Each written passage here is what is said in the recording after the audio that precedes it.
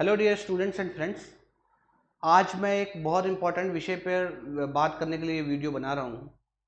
बहुत बार लोगों को डाउट रहता है कि जब वो कंपटीशन की तैयारी कर रहे हैं, मोस्ट ऑफ द लोग जो कंपटीशन की तैयारी कर रहे हैं वो कोचिंग करते हैं या किसी से गाइडेंस लेते हैं, और बहुत बार ऐसा मैंने देखा है कि वो एक गलत गाइडेंस की वजह से अपना बहुत सारा टाइम लाइक 2 साल 3 साल अपनी प्रिपरेशन में बर्बाद कर देते हैं और उनको सक्सेस नहीं मिलती है।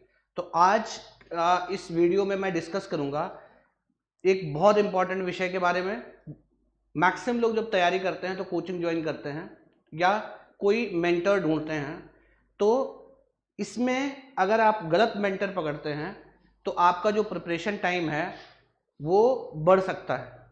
आपका सिलेक्शन अगर 1 साल में होने वाला तो आप 2 साल हो सकता है, 2 साल में होने वाला तो 3 साल में हो सकता है।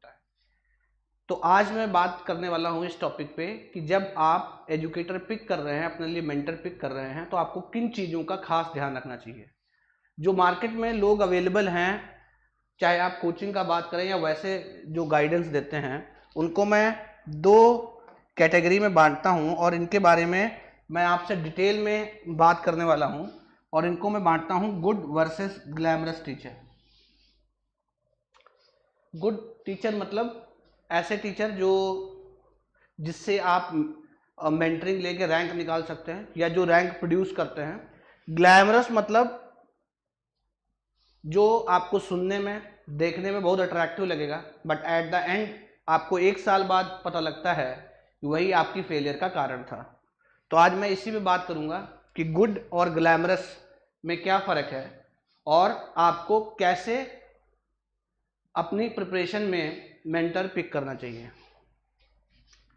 तो आइए चलते हैं नेक्स्ट जो चीज़ हम बात करें कि when you are picking up a mentor और एजुकेटर फॉर योरसेल्फ, राइट, आपको टीचर से क्या एक्सपेक्ट करना चाहिए या एजुकेटर से आपको क्या एक्सपेक्ट करना चाहिए, राइट।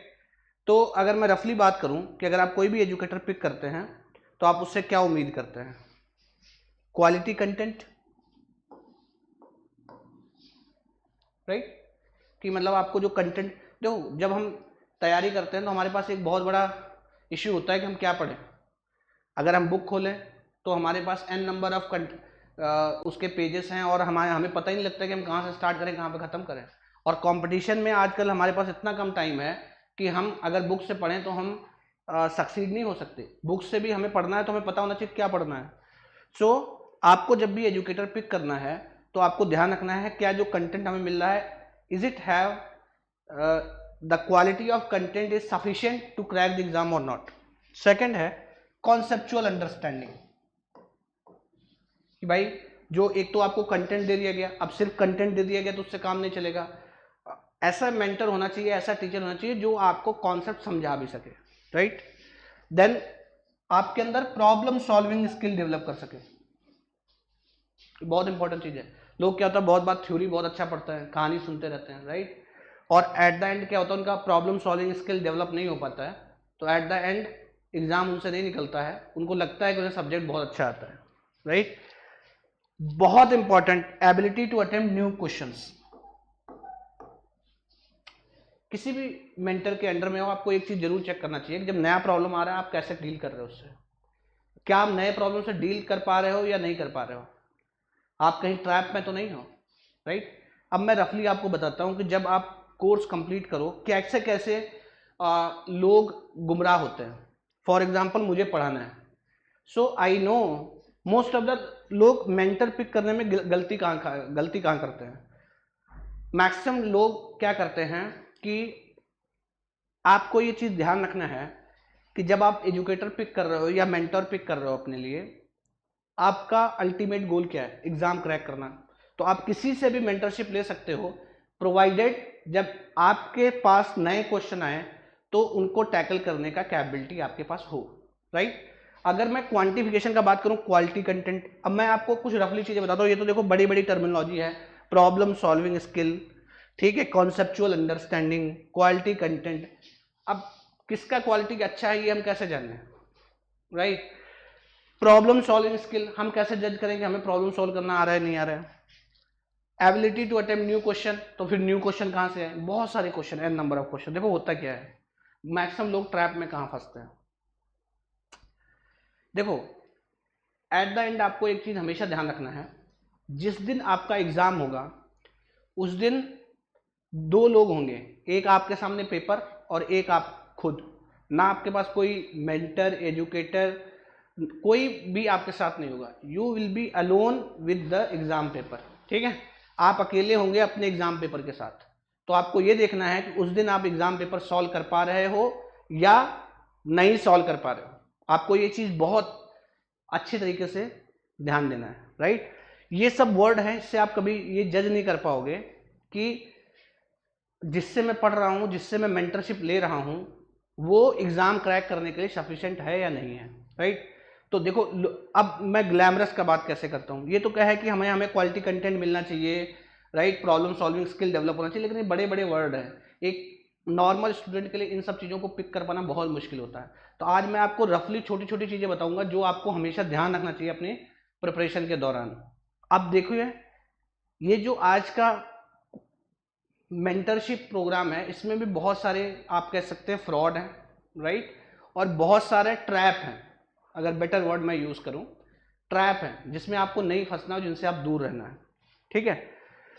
तो मेरा, अगर मुझे कोई भी एजुकेटर या मेंटर अपने लिए पिक करना होगा कंपटीशन एग्जाम के लिए, तो मैं सिर्फ एक चीज़ पिक करूंगा कि अगर मैंने let's say thermodynamics, fluid mechanics, heat transfer या सॉम टॉम किसी भी एजुकेटर से पढ़ा है, तो मैं सिर्फ एक चीज़ देखूंगा, जब मेरे पास नया प्रॉब्लम आ रहा है तो क्या मैं उसे टैकल कर पा रहा हूँ कि नहीं कर पा रहा हूँ। अगर मैं नया प्रॉब्लम जब मेरे पास आ रहा है तो मैं उसको टैकल कर पाऊंगा, कर पा रहा हूँ, तो मैं कहूँगा कि मेरा कंटेंट सफिशिएंट है, मैं एग्जाम में थ्रू हो जाऊँगा।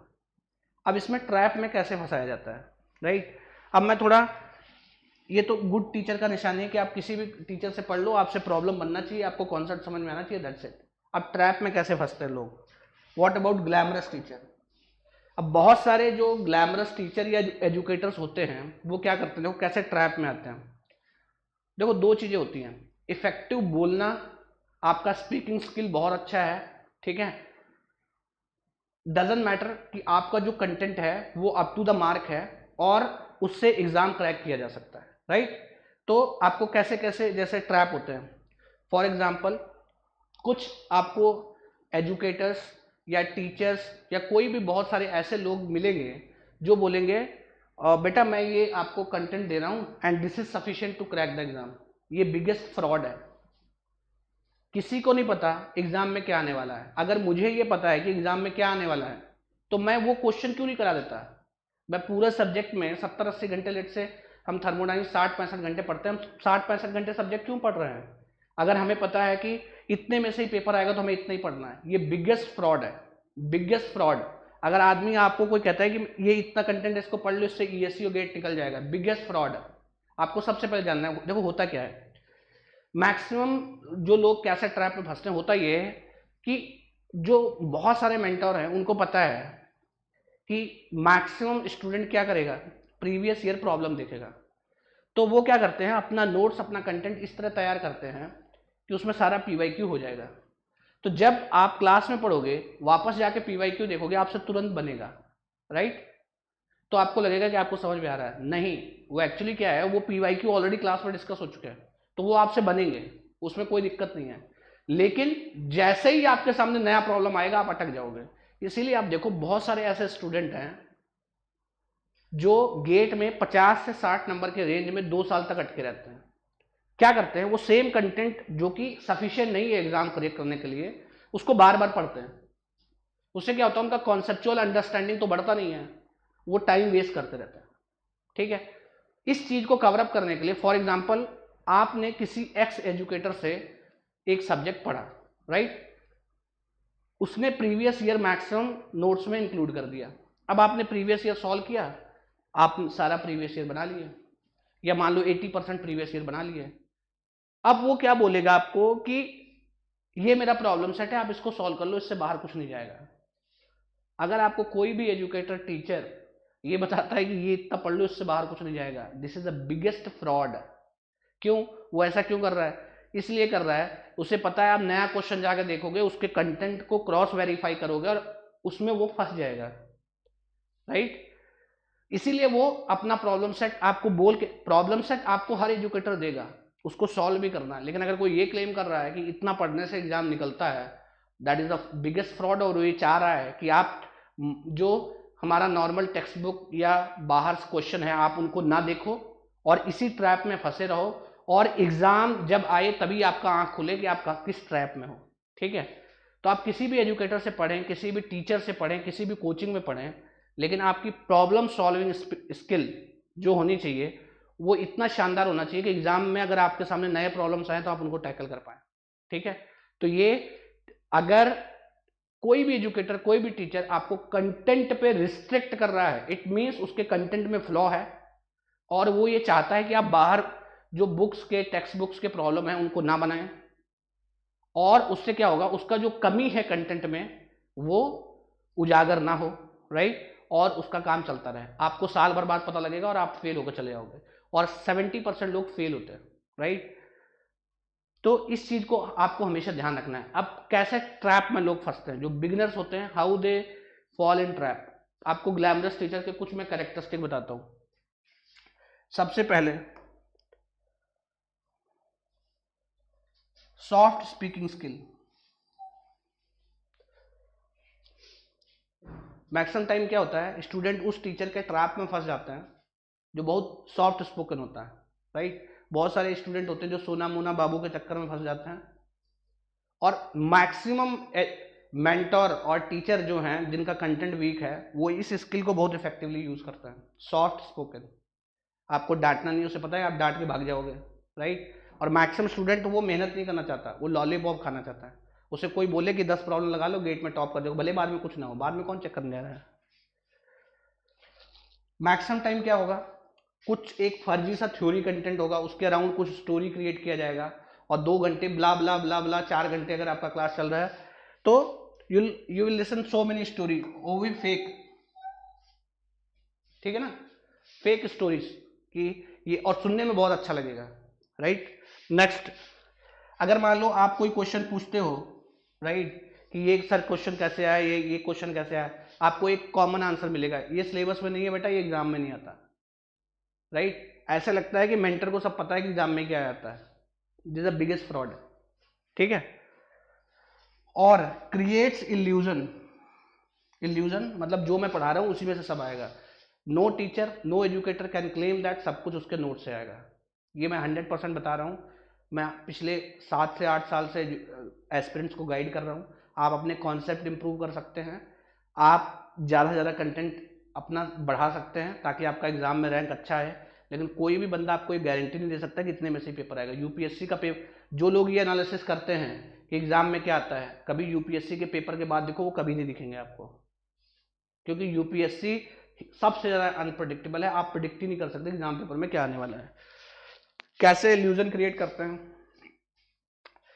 आपको लाइट कंटेंट पढ़ाया जाएगा जो एग्जाम के लिए सफिशिएंट नहीं होगा, सुनने में आपको बहुत अच्छा लगेगा क्योंकि कंटेंट उड़ चुका है, तो आपको मैक्सिमम जो डेप्थ वाले कॉन्सेप्ट हैं वो साफ है, आपको कंटेंट बहुत आसानी से समझ में आएगा, ठीक है। और एक फालतू में प्रॉब्लम सेट दे के आपको बोला जाएगा आप ये प्रॉब्लम सॉल्व कर लो। इट्स लाइक जैसे आप आर एस खुरमी पढ़ो, तो आर एस खुरमी का क्या ट्रिक है, एक फॉर्मूला ऊपर लिखो, नीचे उसी फॉर्मूले पे 4 क्वेश्चन बना दो। आपको पहले क्वेश्चन पढ़ो और आपको पहले से पता है कि इस क्वेश्चन में ये वाला फॉर्मूला लगेगा, लेकिन जब गेट पेपर देने जाते हो तो क्वेश्चन के ऊपर फॉर्मूला लिखा नहीं होता, आप फेल हो जाते हो, राइट। सबसे बड़ा इल्यूजन, और इस इल्यूजन में मैक्सिमम लोग फंसते हैं और वो पहली बार फेल होते हैं, क्योंकि एजुकेटर को भी या मेंटर को पता है कि मैक्सिमम लोग डेप्थ में कॉन्सेप्ट नहीं जानना चाहते। जब टीचर डेप्थ में कॉन्सेप्ट डिलीवर करेगा उसको समझने के लिए थोड़ा दिमाग लगाना पड़ेगा, तो आप क्या करो, फर्जीफिकेशन करो, कंटेंट उड़ा दो, डेप्थ वाले कॉन्सेप्ट उड़ा दो, ऊपर ऊपर से पढ़ाओ, तो आपको एक इल्यूजन क्रिएट होगा। सबसे बड़ा इल्यूजन मुझे आता है, लाइक मैं अगर थर्मोडाइनमिक्स पढ़ाता हूँ, लोग बोलते हैं this is the easiest subject, इसमें क्या है, इसमें हमें सब आता है। लेकिन मैक्सिमम होता क्या है, लोग 0th लॉ पढ़ेंगे, फर्स्ट लॉ पढ़ेंगे, सेकंड लॉ से कंटेंट लाइट होगा, और एक्सर्जी अवेलेबिलिटी जो कि मेन टॉपिक है जहाँ पे चीजें आपको दिमाग लगाना है, वहां पे कंटेंट उड़ गया होगा। तो आपको क्या लगेगा, 0th लॉ फर्स्ट लॉ पढ़ के आप देखोगे यही थर्मोडाइनमिक्स है, तो बहुत आसान है, राइट। एक इल्यूजन, इल्यूजन मतलब मुझे आता है, एग्जाम वाले दिन ही आपको पता लगेगा आपको कुछ नहीं आता है, राइट। डिलीवर्स इनसफिशिएंट कंटेंट, ये इल्यूजन क्यों क्रिएट करता है? इसलिए क्योंकि content is not sufficient to crack the exam, ठीक है। तो अगर आप अपना टाइम बचाना चाहते हैं, ठीक है, और अगर आप ये चाहते हैं कि आप सही समय पर सक्सेस पाएं, तो अपना मेंटोर बहुत सही तरीके से वाइजली पिक करें, और कुछ चीज़ें जो कंटिन्यूअसली आप वेरीफाई करें कि अगर जब भी आप पढ़ रहे हैं, जब भी आपने कोई टॉपिक खत्म किया है, आप नए प्रॉब्लम्स को अटेम्प्ट कर पा रहे हैं या नहीं। Don't restrict yourself to PYQ. सिर्फ पीवाईक्यू से आपका काम नहीं चलेगा। पीवाईक्यू एक इंपॉर्टेंट रोल प्ले करते हैं सिलेक्शन में, कॉन्सेप्ट को समझने में, but the only PYQs are not sufficient to crack any exam, even GATE और ईएससी। आपको एक्स्ट्रा क्वेश्चंस प्रैक्टिस करने पड़ेंगे, right.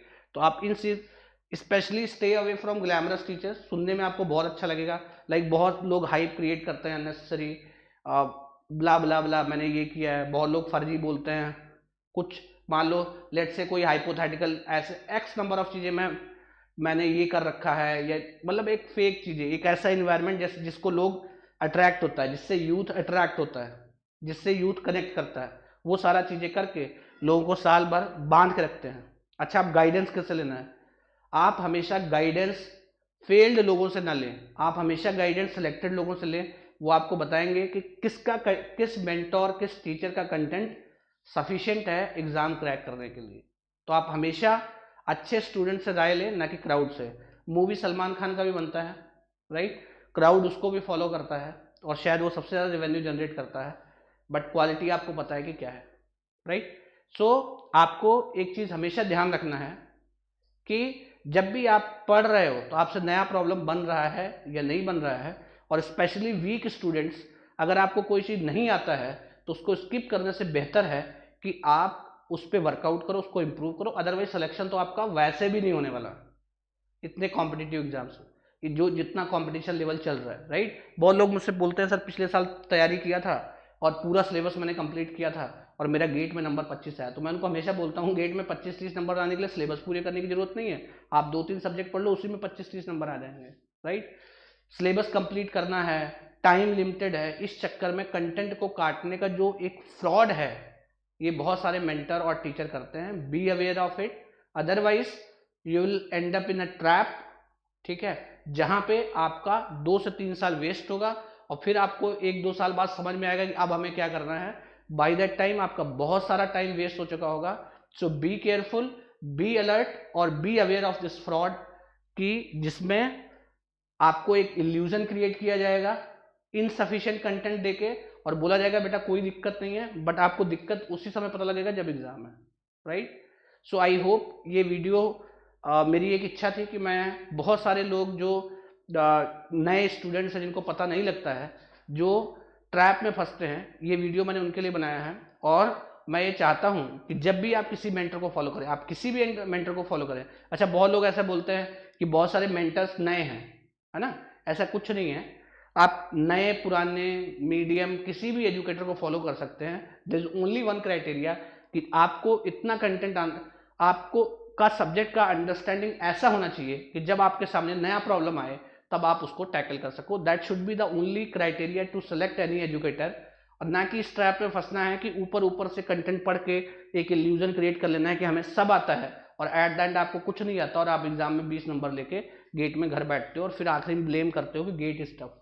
Gate is not tough, your preparation strategy, जो डिसीजन आपने लिए, that was wrong, right. So I hope कि ये video आपके लिए इन्फॉर्मेटिव रहेगा, आपके अंदर अवेयरनेस लाएगा, और आप इस फ्रॉड से अवेयर रहेंगे।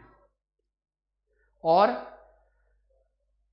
ये मैं इंस्ट्रक्ट करता हूँ बहुत सारे जो हमारे लर्नर्स हैं, जो हमारे एस्पिरेंट्स हैं, उनसे, डोंट डाइल्यूट द कंटेंट।